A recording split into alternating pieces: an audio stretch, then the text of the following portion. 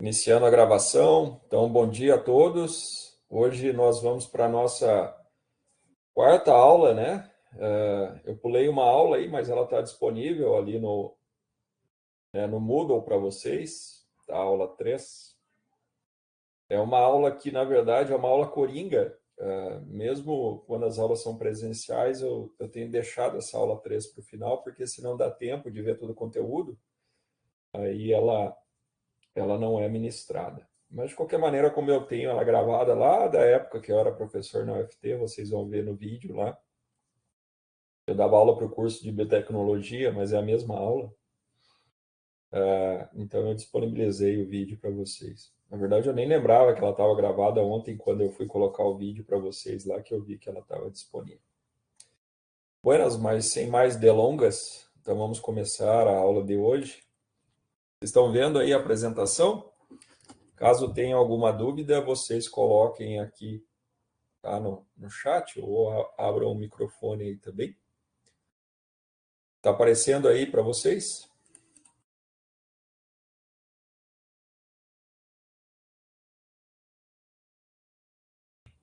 Sim, tá bem. Beleza. Então vamos lá. Então vamos falar sobre viroses da infância. Essa aula então vai ficar gravada, tá? Então o objetivo aqui é apresentar, né, os principais vírus que estão relacionados a infecções da infância, né? Começando aí com a varicela, que é a catapora, o exantema súbito, causada pelo herpes vírus humano tipo 6, rubéola, o sarampo, né, que é uma doença muito importante aí, a cachumba e o eritema infeccioso. Então, são todas doenças exantematosas que têm sintomas semelhantes, né, embora com pequenas diferenças, e a gente vai explorar essas diferenças na aula de hoje. Bom, né, dentre essas doenças, elas são provocadas, então, por vírus que estão distribuídos aí em 4 famílias virais, né? Os vírus, eles são agrupados em famílias, né? Então, aqueles vírus que têm a mesma característica, né? Principalmente em termos de genoma e estrutura, né, do vírion, eles são agrupados dentro da mesma família, né? Então, essas 6 doenças que a gente vai discutir aqui hoje, elas estão distribuídas então nessas 4 famílias virais, e quando a gente fala das características da família, ela serve para todos os representantes daquela família. Então, quando eu falo que o herpes vírus é um vírus com genoma DNA envelopado, então todos os vírus da família têm essa característica, tá bem? Então, aqui está, né? Então, o herpes vírus é um vírus, né, relativamente grande, com genoma com cerca de 150 mil pares de base. É um vírus envelopado, né? Como eu mencionei na primeira aula lá, isso não é uma mera classificação, né? É um vírus, né, que ele tem, então, uma durabilidade menor no ambiente, ele é mais sensível, né, à degradação, né, por causa do envelope. Então, ele precisa desse contato próximo, né, para ser transmitido, né? Então, a gente vai ver as características desse vírus. E aqui, né, essas proteínas, glicoproteínas de superfície, são importantes, né, na ligação do vírus com o receptor celular. Essa imagem de microscopia eletrônica, ela fica aparecendo, né, um ovo frito, e na hora, né, essa característica, né, essa estrutura, né, essa simetria icosaédrica, né, do vírion, ela, na verdade, ela se rompe durante o preparo para a microscopia eletrônica, mas a gente consegue observar aqui, né, o envelope viral, inclusive aqui a presença das glicoproteínas aqui, tá? Então, como eu falei, um vírus envelopado, DNA fita dupla, então, né, baseado na aula passada, né, que a gente falou da diferença entre os vírus DNA e RNA, que eu comentei que o vírus DNA ele é menos suscetível a mutações, mas, por outro lado, ele sofre recombinações, né? Inclusive, nós temos um artigo, um artigo que foi publicado em 2022, né? No qual a gente fala sobre essa recombinação, né? Aqui um artigo aqui, ó, Romera et al. né, é um artigo que a gente estudou esse processo de recombinação entre dois vírus que infectam bovinos, né? E eu estou aqui, ó, entre os coautores desse trabalho aqui, tá? Então, a gente fala com muita propriedade sobre alguns assuntos aqui na aula, porque a gente estuda muito, né, os herpes vírus. Eu mesmo fiz mestrado e doutorado com esses vírus, né? A gente tem uma longa tradição em estudar herpes vírus aqui, né? Então, como eu mencionei, essas glicoproteínas de superfície, elas vão se ligar aos receptores, né? Elas vão fazer essa interação com o sistema imune e, consequentemente, são alvos de anticorpos, né? Se são elas que estão na estrutura mais externa do vírus, né? São elas que vão, né? A gente costuma dizer que é o para-choque do vírus, né? Então, é elas que vão estar em contato direto com o sistema imune. E os anticorpos, né, como é que eles fazem para neutralizar o vírus? Eles se ligam nessas glicoproteínas e impede que o vírus se ligue ao receptor celular, impede que o vírus faça a dissorção. Está vendo como estudar, né, aquela parte básica, né, da primeira aula, né, das etapas da replicação é importante para a gente entender como, né, a doença se desenvolve. Bom, nós temos 8 herpes vírus humano, né? Eles estão divididos em 3 subfamílias, porque eles têm características específicas. Por exemplo, os alfa herpes vírus, eles causam latência nos gânglios trigêmeos. Entre os alfas, a gente tem o herpes vírus, né, humano tipo 1, né, que era chamado de simplex, né, ele causa herpes labial. O tipo 2 causa herpes genital, né, mas as pessoas, né, são muito criativas, então, na verdade, é difícil saber qual que é qual, né? E o varicela zoster, também um alfa herpes vírus, que causa, então, a catapora, né?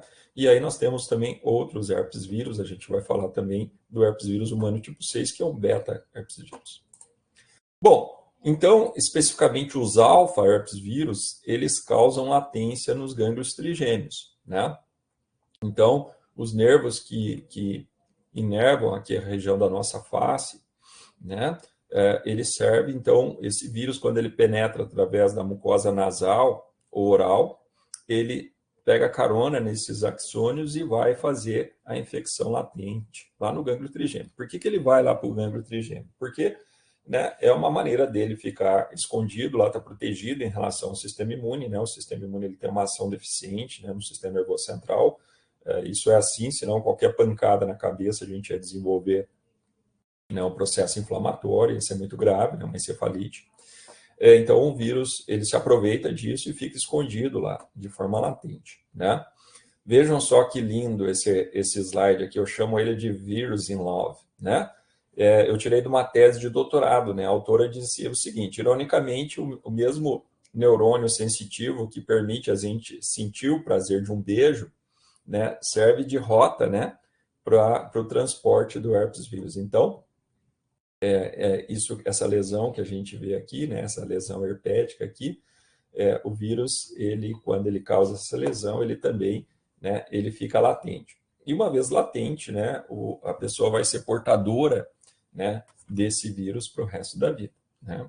Então, quando vocês visualizarem alguém com essas feridinhas, especificamente da forma que estão aqui, essas vesículas estão prestes a estourar aqui, né, elas estão cheias de vírus, né? Então, se vocês beijarem alguém com herpes vírus, aí a chance de vocês ou se tomarem água, né, do mesmo copo, etc., a chance de vocês se infectarem com o vírus é grande, né? Inclusive, também é por esse motivo que a gente não deve beijar um bebê, né? Há um caso na Austrália, por exemplo, que uma pessoa foi visitar um bebê no hospital e estava infectado com herpes, beijou e o bebê morreu de encefalite, né? Porque, embora o herpes vírus seja um vírus que geralmente ele não mata o ser humano, porque a gente está muito bem adaptado a esse vírus, isso pode acontecer. Então, é por esse motivo que a gente não deve beijar, né, bebês, né? Bom, mas o problema é o seguinte: se esse vírus, se ele ficasse quietinho lá nos gânglios trigêmeos, mas ele não fica. Quando a gente está suscetível a fatores de estresse, como doença concomitante, semana de prova, né? A gente baixa a imunidade e esse vírus ele reativa, faz o caminho inverso e vai ser reexcretado, né? Então, isso acontece com bastante frequência, né? Tá?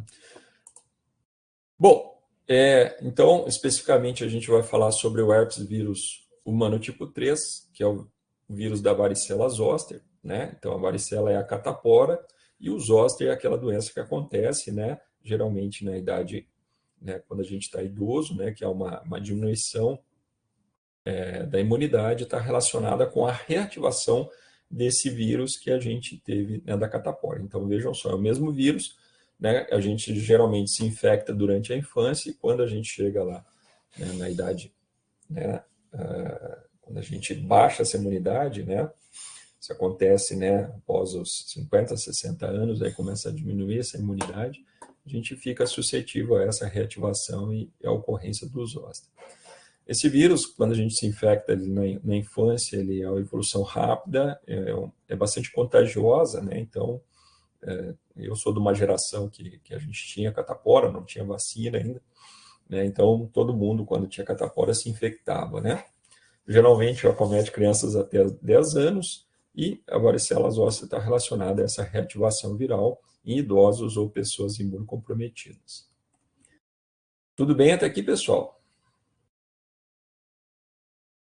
Bom, essa inflamação no nervo trigêmeo, ela pode acontecer nos casos de reativação, né? Inclusive, pessoas podem ter até paralisia facial, fruto dessa reativação, né? Então, essa resposta, né, ao vírus, como ele infecta ali, ele é transportado pelo axônio, nesse processo de reativação, pode acontecer essa inflamação do nervo trigêmeo, inclusive causando paralisia e tal. É bastante dolorido, né?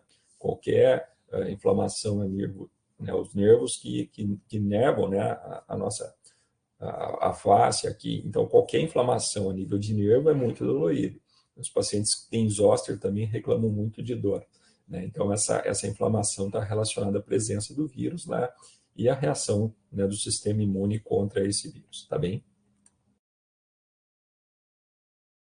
Então, a catapora, né, como a gente está falando de doenças eczematosas, né, que causam, então, essas feridinhas, né, essas lesões na pele, a gente vai ver que cada uma dessas doenças tem uma característica. A catapora é bem característica, né, são lesões, né, isoladas, mais individuais e que coçam muito, né? Então, a gente está vendo que está vermelho aqui porque essas lesões coçam muito, tá? Então, essa é uma característica da catapora. E o zoster, né, a catapora também pode ocorrer, né, na idade adulta, né, e o zoster é a reativação desse vírus. E olha só que interessante, né, por que ele acomete só um hemisfério aqui, né, um lado da cabeça, ou aqui, né, essa lesão ela está acompanhando aqui, né, por isso veio o nome do vírus, né, herpes vírus, na verdade, é por causa desse tipo de lesão herpética, né, que serpenteia, né, por isso que é herpes vírus, né. Então, ela está acompanhando os nervos, né, no caso, além do gânglio trigêmeo, o vírus também pode fazer latência nos gânglios paravertebrais. E quando ele reativa, essa reativação é através desse nervo que, né, está, né, no qual o gânglio estava infectado e o vírus reativa através, né, dos axônios que inervam essa região e formam essa lesão. Essa lesão é muito dolorida, né? Então, os pacientes que têm zoster é um problema, tá? Problema bastante sério e vai acometer principalmente idosos. Essas pessoas vão ter que ficar internadas, né? Então, existe também vacina hoje contra os zoster recomendadas para pessoas com mais de 50 anos. Bom, o tratamento é com antivirais, né? Como a ciclovir, por exemplo, né? Também tratamentos tópicos, né? Muitas vezes você tem herpes também pode infectar os olhos, né? Então, tratamento ocular aí. Mas não tem nenhuma droga que consiga evitar essa reativação do vírus e tão pouco, né, que impeça a ocorrência da latência. Na verdade, quem descobrir uma droga capaz de evitar a reativação ou que, né, retire o vírus desse estado latente vai ganhar o prêmio Nobel. Então, isso está aberto aí. Se alguém quiser se arriscar, tá aberto aí. Bom, diagnóstico, a gente pode fazer o diagnóstico clínico, também laboratorial, né, de maneira indireta para detecção de anticorpos anti-herpes vírus, ou também fazer o isolamento do vírus. É um vírus fácil de isolar, a gente cultiva aqui herpes vírus de tanto humano como de animais aqui no laboratório, né, e ele tem um efeito citopático bem característico. Né? A gente pode identificar a presença do vírus, né, nessas placas virais em cultivo celular, a gente, através da imunoperoxidase, essas são fotos aqui do laboratório mesmo, e também imunofluorescência. Né? E também pode fazer o diagnóstico molecular como a PCR, que inclusive essa é uma PCR, uma multiplex PCR, que diferencia aí os vários tipos de herpes vírus. Tá? Bom, falando agora do herpes vírus humano tipo 6, que é o vírus que causa rubéola, ele já é um beta herpes vírus, então ele não vai fazer latência em gânglios, ele vai fazer latência em linfócitos e monócitos. Né? Ele vai causar essa doença principalmente em crianças, né? Acho que todos nós aqui nos infectamos, né, com herpes vírus humano tipo 6, né, principalmente nos primeiros meses até 3 anos. Transmissão de pessoa para pessoa e um período curto, né, de febre, uma febre não muito alta, onde eu também vou ter a presença desses exantemas. Vocês vejam que ele é diferente da cachumba, por exemplo, da catapora, né, que a gente viu há pouco, depois a gente vai ver a cachumba, mas as lesões são diferentes da catapora, né, e é uma infecção autolimitante, né, então a criança, claro que ela vai ficar incomodada, né, com essas lesões, mas não vai coçar da mesma maneira que coça a catapora, por exemplo, mas vai dar uma febre baixa, a criança vai ficar mais chorosa, indisposta, talvez não vai, né, se alimentar com a mesma frequência, mamar, etc., por causa dessas lesões, mas é autolimitante. Uma semana não vai ter mais né, essas lesões. Uma coisa interessante que aconteceu durante a pandemia foi que esse vírus que causa uma doença autolimitante se juntou com outro vírus, é um parvovírus chamado adeno-associado, nas crianças, né, que ficaram em casa durante a pandemia, né, teve aquele período de lockdown, então creches e escolas foram fechadas, e quando essas crianças retornaram para esses ambientes, elas foram infectadas com vários vírus. E essa infecção conjunta do herpes vírus humano tipo 6 mais o parvovírus adeno-associado causou em algumas crianças uma hepatite fulminante, inclusive com mortes de crianças ou necessidade de fazer transplante de fígado. Né? Então, isso foi algo que deixou todo mundo assim alerta, né? Porque não é comum hepatite em crianças, né? Porque o fígado ele tem uma grande capacidade de regeneração, então geralmente a gente vai ver hepatites em adultos, né? E isso está relacionado a essa troca de ambiente, essa mudança, né, que a pandemia provocou. Inicialmente se achava que o SARS-CoV-2 podia estar relacionado, mas depois viu que não, e que eram esses dois vírus, que a princípio, né, o herpes vírus humano tipo 6 sozinho causa uma doença autolimitante, e o parvovírus adeno-associado até então não estava associado a nenhuma infecção grave, né, e de repente os dois vírus juntos começam a causar, então, uma doença grave em crianças até 5 anos de idade. Então, isso serve de alerta que qualquer mudança no ambiente, né, pode fazer com que um vírus que tinha um determinado estado, que causasse uma determinada patogenia, ele altera, então, essa infecção e passa a causar uma infecção mais grave. Bom, outro vírus que a gente vai ver aqui é o vírus da rubéola.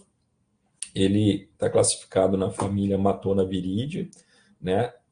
Essa família, esse nome está relacionado à pessoa que descobriu o vírus, né?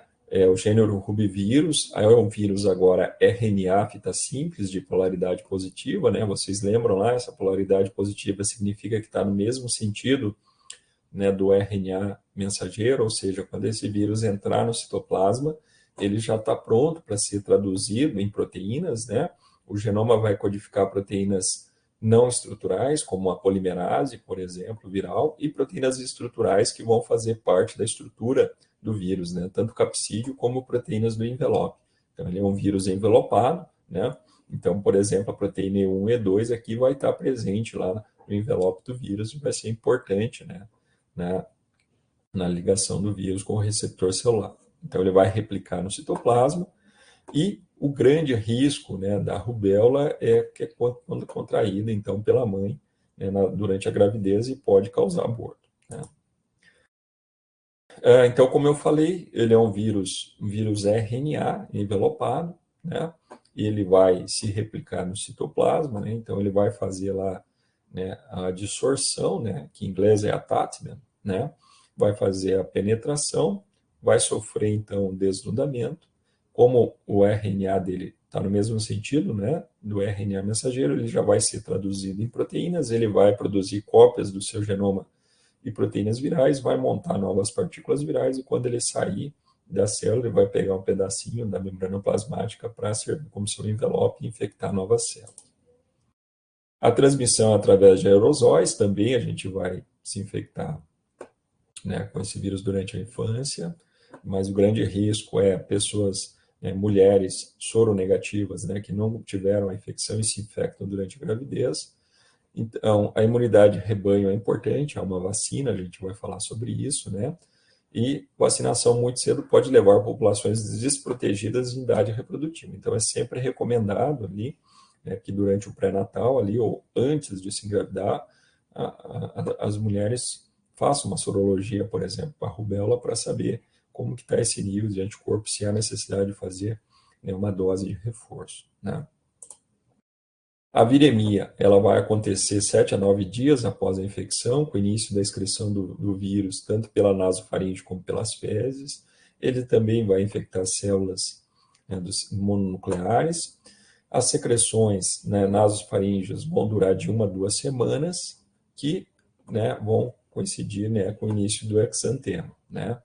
Esse exantema ele vai cessar logo o início, né, logo após o início do exantema, né, as secreções, com o aparecimento de anticorpos circulantes. Então, quando aparecer o exantema, vai estar relacionado com a presença de anticorpos. Sintomas mal-estar, sinais prodrômicos leves, né? Prodrômicos significa que são sinais não específicos para a doença, que são semelhantes a outras doenças, né? Então, essa questão do exantema também é muito importante a gente fazer o diagnóstico laboratorial para confirmar qual que é o vírus, né? Já que essas lesões exantematosas, elas são muito semelhantes, né? O início do exantema vai acontecer 16 a 21 dias após a exposição e pode ter um aumento aí, né, dos linfonodos aí, com duração variável, né? Então, esse quadro aqui, ele é bem característico, né, das infecções virais. Então, a gente sempre vai ter um período de viremia curto. No final dessa viremia, a gente vai ter a presença do exantema, que vai coincidir com a presença dos anticorpos, né? Primeira presença da classe de anticorpos IgM e depois IgG. Esse exantema, ele, né, ele vai ter sinais aí 12 horas após o aparecimento, até 5 dias, inicia na cabeça, depois no tronco e membros. As lesões são características como maculopapulares escosadas, que tende a apodrecer e desaparecer após vários dias, 5 dias. Também pode ter o aumento dos linfonodos cervicais, né? E com cura em alguns dias. Raramente a gente pode ter, né, inchaços das articulações, trombocitopenia, encefalopatia, né? Então aqui, né, são os sintomas, né, da rubéola. Então vejam que é muito parecido com as lesões, né? Clinicamente é difícil de você distinguir, por exemplo, da roséola provocada pelo herpes vírus humano tipo 6, que a gente acabou de ver, né? E também é muito parecida, né? Na verdade, pessoal, sempre quando a gente se deparar com uma criança com lesão exantematosa, a gente sempre tem que pensar primeiro em sarampo, que é o mais grave, né? Mas a gente vai ver que o sarampo, ele é acompanhado de febre alta, né? Mas a gente sempre vai encarar como se fosse o sarampo, porque o sarampo ele se transmite muito facilmente, né? E é uma infecção mais grave. Então a gente sempre vai pensar em sarampo primeiro. Depois a gente vai ver, né? Claro, vai fazer o exame laboratorial, vai ver se a criança era vacinada ou não, etc. Né? Então esse período de infecção, né, período de incubação de 2 a 3 semanas, com o aparecimento desse eritema maculopapular, pode ocorrer, então, né, o aumento dos linfonodos, uma febre moderada, essa é uma diferença importante em relação ao sarampo, que tem febre alta, né? Pode aparecer conjuntivite, dor de garganta, inchaços das articulações e outros sintomas, né? Bom, o grande risco, né, da rubéola é a rubéola congênita, né? Isso vai acontecer quando a infecção acontece até o 3º mês, e a criança pode desenvolver cataratas e outros sinais oftálmicos, né? Então, há muitos casos, né, de mães que tiveram rubéola, né, durante a gestação e a criança nasceu surda, por exemplo, né? Também pode acontecer hepatite e o aumento do fígado, né, esplenomegalia, surdez e deficiências mentais, problemas cardíacos e problemas articulares e também microcefalia, né? Então, quando começou a aparecer aqueles casos de microcefalia por Zika, então alguns médicos relacionaram a rubéola, por exemplo. O diagnóstico, né, virológico, né, incomum, né, em termos de fazer isolamento do vírus, etc. Geralmente a gente vai fazer um sorológico para detecção de anticorpos, ver se é detectando a presença de anticorpos IgM, que está relacionado a uma infecção recente, ou IgG, né, após a doença aguda, e baixos níveis de IgG persistem, né, de maneira indefinida, né, em crianças. Geralmente, né, então a gente vai se vacinar contra a rubéola, né, usando uma vacina viva atenuada. Essa vacina, ela pode vir junto com outros vírus, como no caso da dupla viral, tríplice viral ou quádrupla viral. O mais comum hoje, as crianças tomarem a tríplice viral ou a quádrupla viral, que além de sarampo, rubéola, tem cachumba e varicela, né? Essa vacina é uma vacina viva atenuada, então mulheres grávidas não podem ser vacinadas, tá? Então a gente vai repetir sobre esse esquema de vacinação quando a gente falar do sarampo novamente. Tá? Então, é muito importante então que as crianças sejam vacinadas, né? Vejam só como que alguns estados fazem campanhas de vacinação também em mulheres de idade fértil, justamente para diminuir esse risco, né, de rubéola durante a gestação. Então, vocês, mulheres que estão pensando em engravidar, é uma recomendação que se vacinem, né, contra a rubéola, ou que verifiquem como é que está o nível de anticorpo. Tranquilo em relação à rubéola aqui, pessoal? Vamos lá para o sarampo, então. Tá? O sarampo, então, sem dúvida, de todas as doenças exantematosas que a gente está falando aqui hoje, é o mais importante, né? Ele faz parte da família paramyxovírus, também um vírus RNA, fita simples, agora a polaridade é negativa, né? Um vírus envelopado, significa que precisa desse contato próximo, né? Com uma grande capacidade de transmissão, né? Na verdade, é o vírus com maior capacidade de transmissão que a gente conhece. Uma pessoa infectada com sarampo, ela pode transmitir o vírus para outras 16 pessoas. Então, isso é muito grave. Imagina isso numa creche, numa escola, onde nem todas as crianças estão vacinadas, né? Ou mesmo pessoas adultas não vacinadas, né? Se você tem uma pessoa, né, com sarampo no avião, todas aquelas pessoas que estão próximas a elas estão em risco de infecção, né? Então, é uma doença muito grave. Então, os paramyxovírus, eles infectam animais e humanos, além do vírus da sarampo. A gente tem a cachumba, e quando a gente falar dos vírus respiratórios, a gente vai voltar a falar dos paramyxovírus para falar do vírus respiratório sincicial humano, tá? Vírions grandes, com uma morfologia não definida, quando a gente olha no microscópio, né, a gente vai ver vírions de diferentes formatos, o genoma de RNA dupla fita negativa com 16 a 20 mil pares de base, duas glicoproteínas de superfície, que é a hemaglutinina e a proteína de fusão. A hemaglutinina se liga ao receptor celular CD46 e ácido ciálico, né? E a proteína F é que faz a fusão do envelope viral com a membrana plasmática na presença de um pH neutro. Então, como outros vírus RNA, então o vírus vai fazer a dissorção, penetração, né, desnudamento, vai se replicar no genoma. Como ele é um RNA de polaridade negativa, primeiro ele tem que ser replicado, né, na fita positiva, para depois poder ser traduzido, né, em proteínas. Ao mesmo tempo, seu genoma vai ser copiado. Esse genoma, juntamente com as proteínas virais, vão formar novas partículas virais, né, que vão ser, então, envelopadas quando o vírus for sair da célula. A gente tem várias subfamílias aí, né, dentro da família Paramyxovirinae, nós temos aí o gênero Morbillivirus, onde está o sarampo, né? Também temos o Rubella-vírus, né? Esse gênero onde está o vírus da cachumba. Também temos outro vírus, outro gênero, que é o Pneumovirinae, onde nós temos aí vírus respiratórios. Como é um vírus envelopado, ele é sensível a pH ácido, a aquecimento, a solventes lipídicos e detergentes, então o álcool, né, elimina, mas ele pode se tornar viável a temperaturas baixas, né, durante muitos meses, né? Então, como eu falei, o sarampo é uma doença viral, né, causada por um paramyxovírus extremamente contagioso, né? Ele dissemina muito facilmente por via respiratória, um período de incubação de 8 a 12 dias, e um período de transmissão aí que vai até antes do aparecimento, né? E perdura até 4 dias após o aparecimento desse eritema. Ele foi isolado em 1954,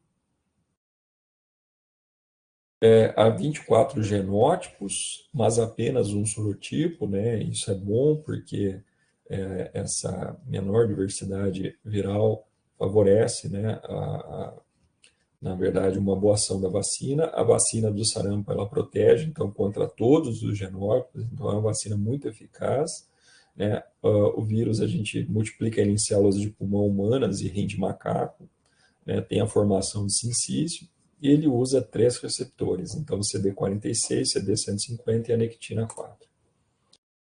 O vírus vai penetrar pela mucosa e seios nasais, vai multiplicar e passar para a circulação. Essa indisposição ela vai, né, ocorrer durante 3 a 5 dias e a gente vai ter febre alta. Então, essa é uma característica muito importante do sarampo, né?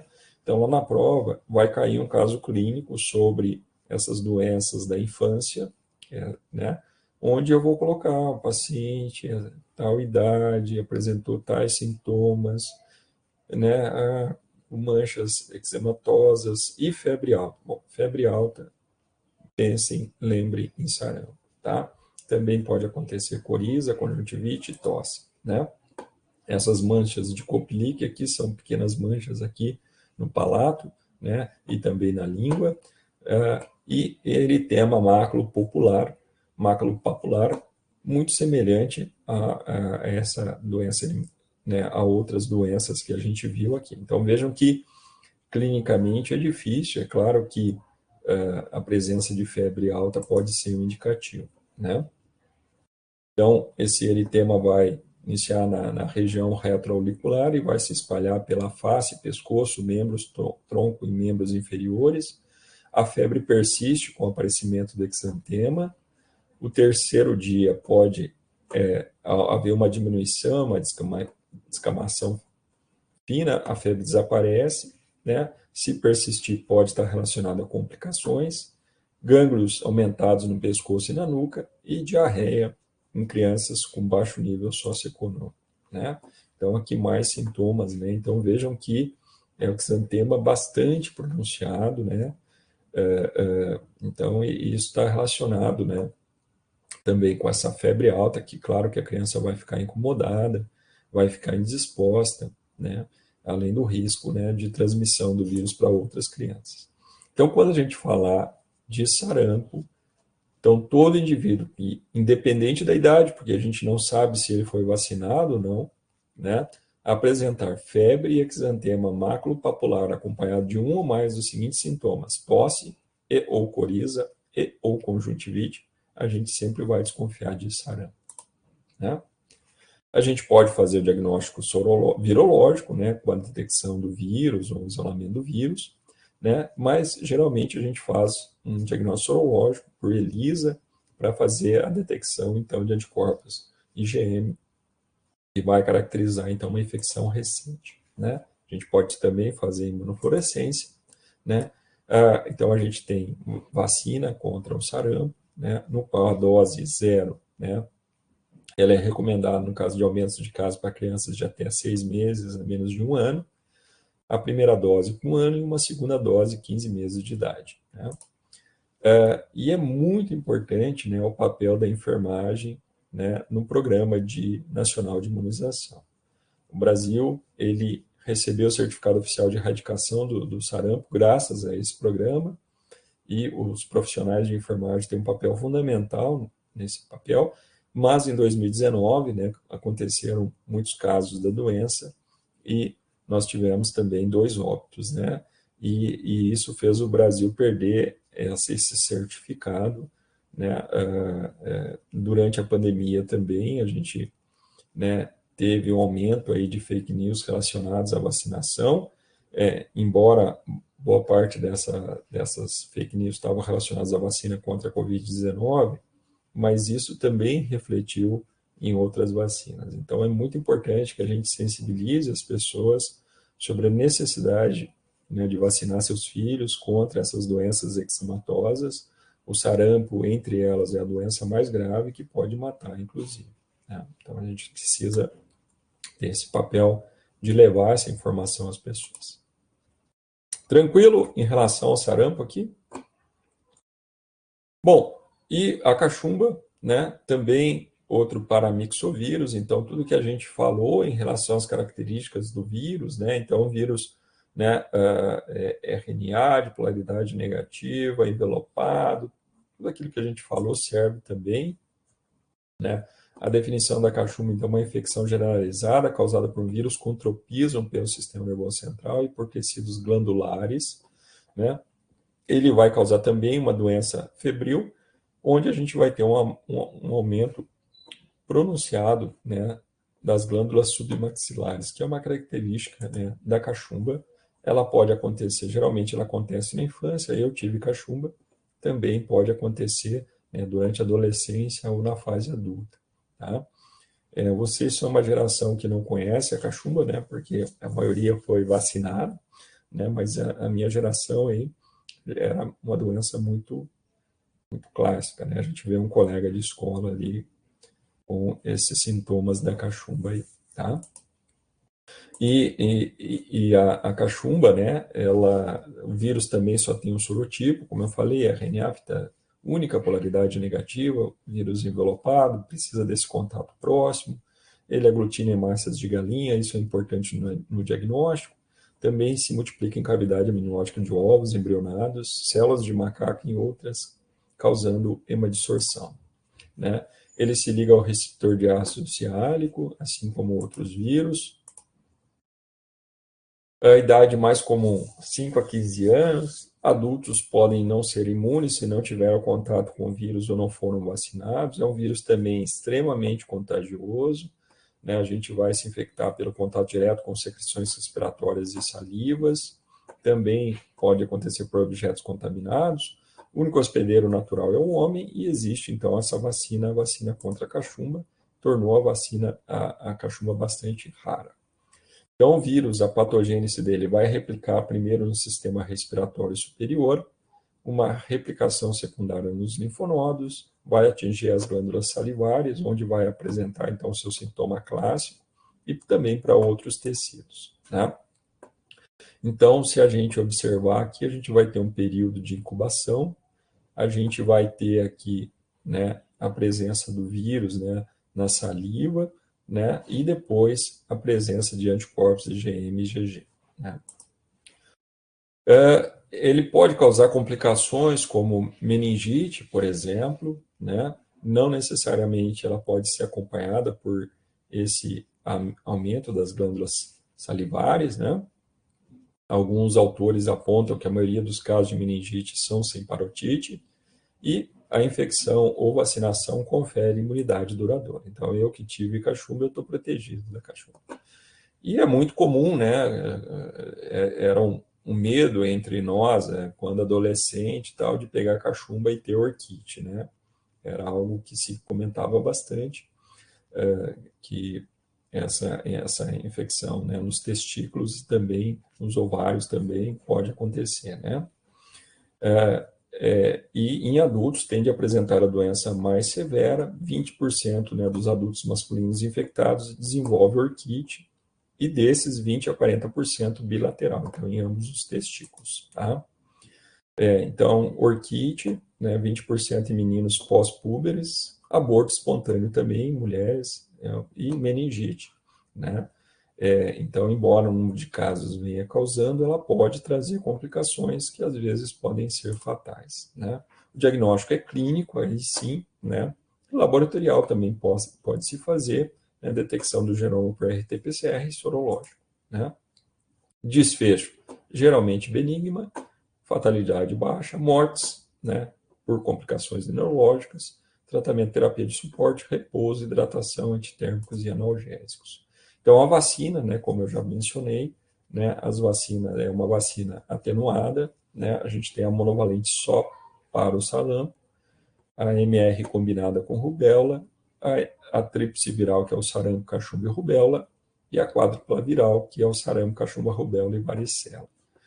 Então, geralmente, a gente é vacinado uma dose aos 12 meses, né, ou da tetraviral aos 15 meses, até os 19 anos, duas doses, de uma só vez, e entre 19 e 49 anos, somente uma vacinação. Grávidas não podem ser vacinadas porque a vacina é viva atenuada. Tranquilo até aqui, pessoal?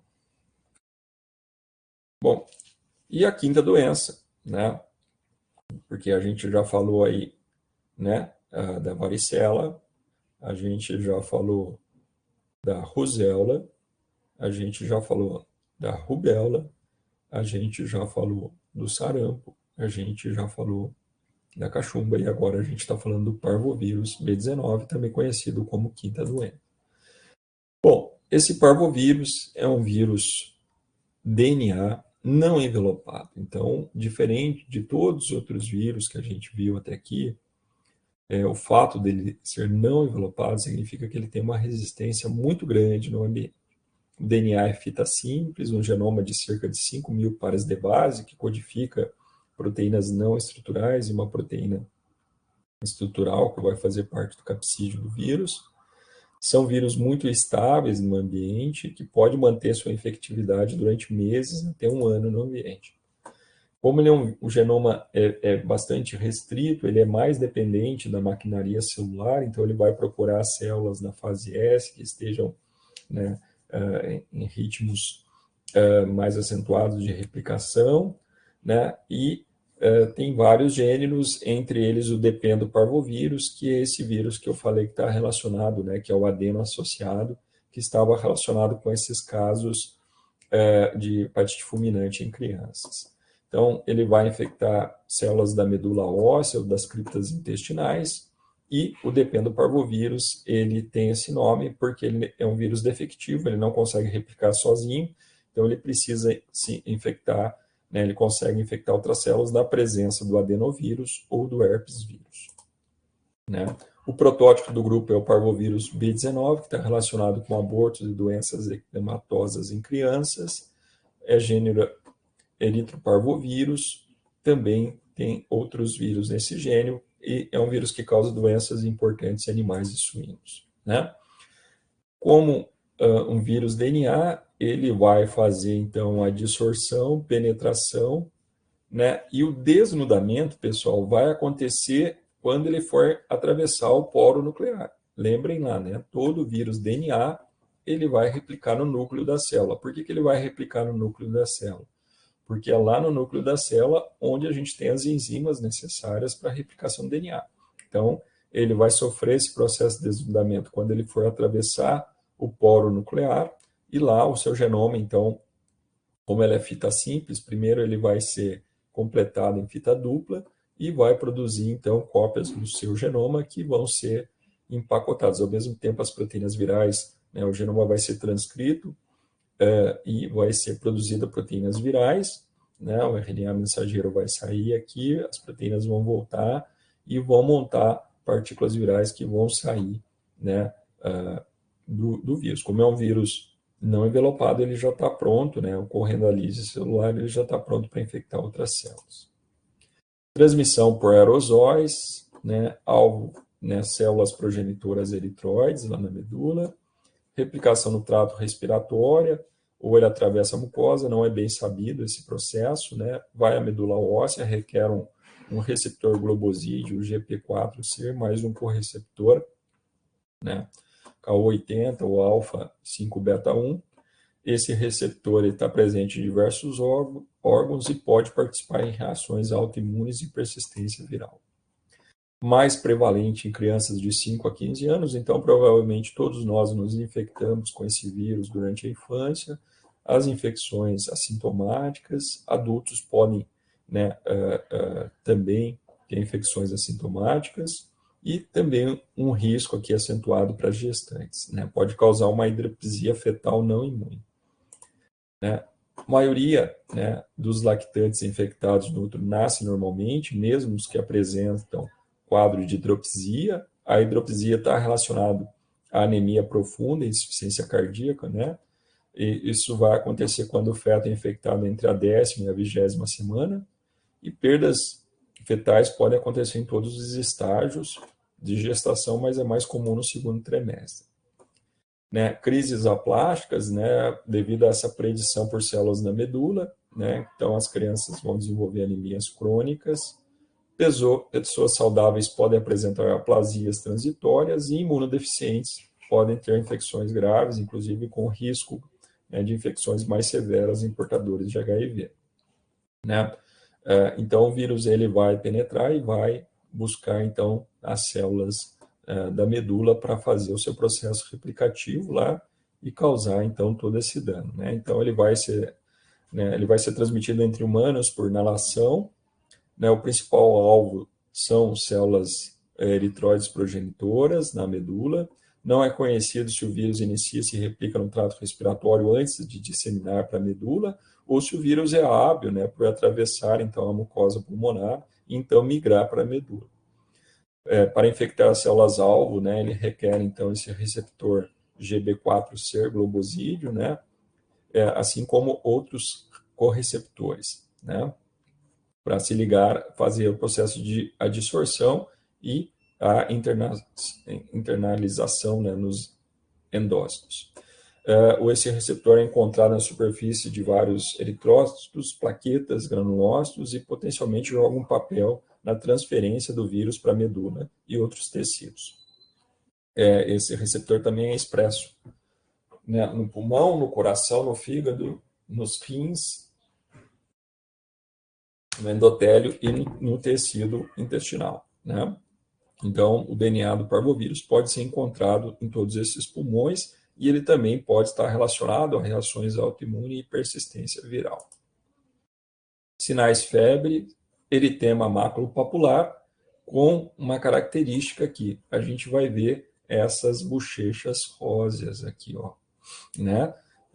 Rosadas aqui, que é bem característico dessa infecção pelo eritema infeccioso pelo parvovírus B19, tá? Também, né, pode atingir outras partes aqui, não só crianças, mas também adultos. Né? Diagnóstico laboratorial, a presença de células gigantes, né, infectadas com parvovírus B19 e hidropisia fetal, que pode acontecer se o feto, né, se a mulher for infectada da 10ª à 20ª semana. Né? Então, por que acontece essa hidropisia fetal? Então, os eritroblastos presentes no fígado fetal, desde a 6ª semana de gestação, podem ser infectados. Após o 4º mês, a hematopoiese transfere-se para a medula óssea e a infecção leva a uma profunda anemia fetal que leva à insuficiência cardíaca. Consequentemente, né, o coração tem que fazer uma compensação e um grande volume de líquido vai tentar substituir a falta de hemácias, resultando então em hidropisia fetal, né, que é um efeito direto do vírus sobre o miocárdio que contribui para a insuficiência cardíaca. A maior parte das infecções durante a gestação resulta em partos normais a termo. Exame: presença, né, de anticorpos IgM anti-parvovírus B19. É um melhor marcador de infecção recente aguda, desenvolve-se rapidamente após a infecção e persiste por 6 a 8 semanas, e também a presença de anticorpos IgG. Pacientes imunocomprometidos, também é importante fazer o diagnóstico, e o isolamento não é feito. Detecção de partículas virais, ou DNA viral por PCR, e a presença de DNA viral no sangue também é um diagnóstico pré-natal, né, da hidropisia fetal induzida por parvovírus B19. Há tratamentos, né, contra a febre, né, pode dosagem de imunoglobulina intravenosa em pacientes com aplasia eritrocitária, crise aplástica, né, transfusão de papas de hemácia, em pacientes imunossuprimidos tenta-se diminuir a imunossupressão, isso é no caso daqueles que foram transplantados, né, em HIV o coquetel antirretroviral, né, não há vacinas, prevenção, né, verificar o status sorológico da futura mãe e evitar infecções durante a gestação. Tranquilo, pessoal? Então vamos lá para as mensagens principais da aula de hoje. Qual que é a principal característica dos herpes vírus? Agora vocês vão me responder.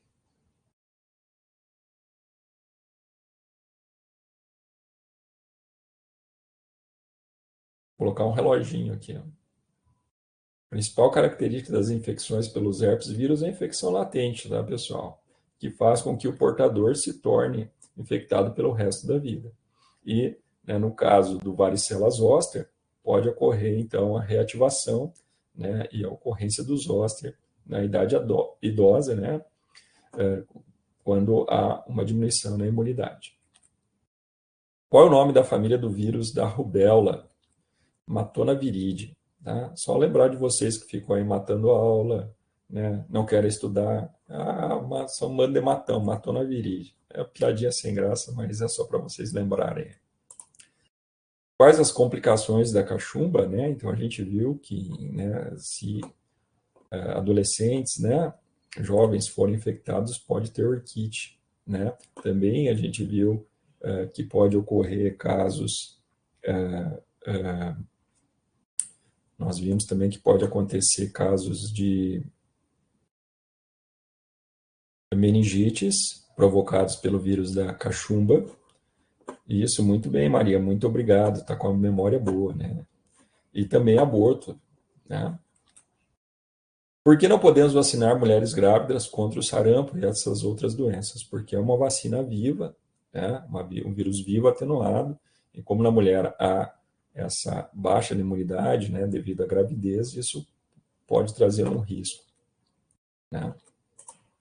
Quais as viroses da infância apresentam maiores riscos para as mulheres grávidas, né?